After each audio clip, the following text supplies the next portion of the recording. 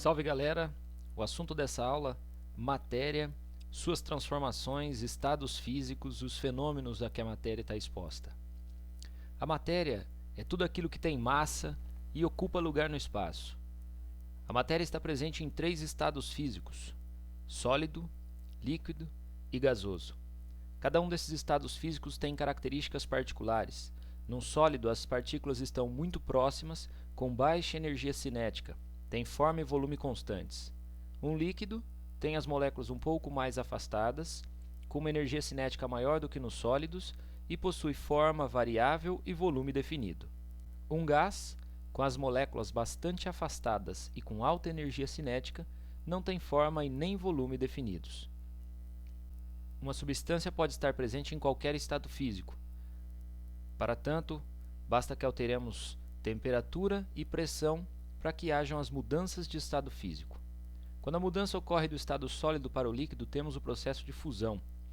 Do líquido para o gasoso, a vaporização, que pode ocorrer através da evaporação, que é um processo lento e superficial, através da ebulição, em que todas as partículas têm energia suficiente para a mudança de estado, consequentemente a uma perturbação do sistema, e a calefação, que ocorre quando o líquido toca uma superfície muito acima do seu ponto de ebulição, como quando jogamos um pouco de água sobre uma chapa quente. A mudança de estado físico de gasoso para líquido se chama condensação, quando tratamos de um vapor mudando para o estado líquido, ou liquefação, quando um gás está mudando para o estado líquido. A mudança do estado líquido para o estado sólido se chama solidificação. Há ainda uma outra mudança de estado físico, que é uma mudança direto de sólido para gasoso e de gasoso para sólido. Esta mudança é chamada de sublimação e, como grande exemplo, temos a naftalina. A matéria está exposta a 2 tipos de fenômenos: os fenômenos físicos, que são aqueles que não alteram a natureza da matéria, e os fenômenos químicos, que são aqueles que causam uma alteração na natureza da matéria, a destruição de uma substância e formação de novas substâncias. Como exemplo de fenômeno físico, podemos citar rasgar um papel, amassar um papel, enrolar um fio, derreter uma pedra de gelo, a reflexão da luz num vidro, no espelho.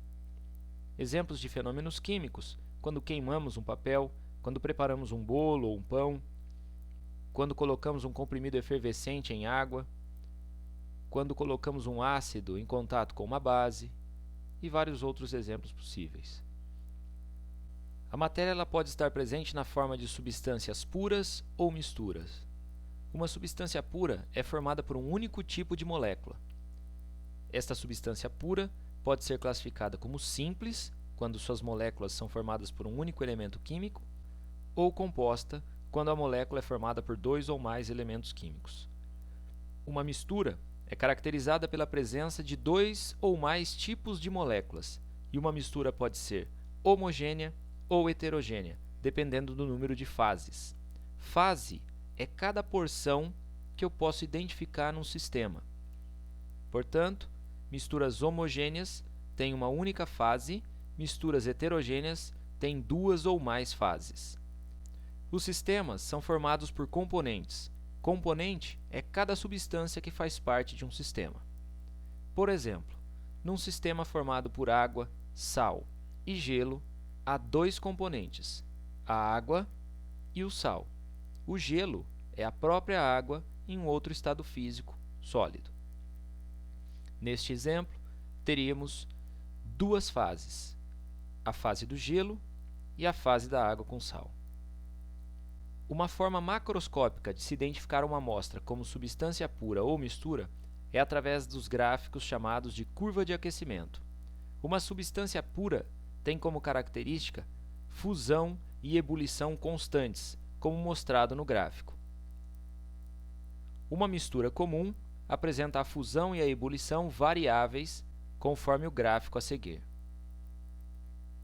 No caso das misturas, há 2 tipos especiais: a mistura eutética, que apresenta apenas fusão constante, e a mistura azeotrópica, que apresenta apenas a ebulição constante.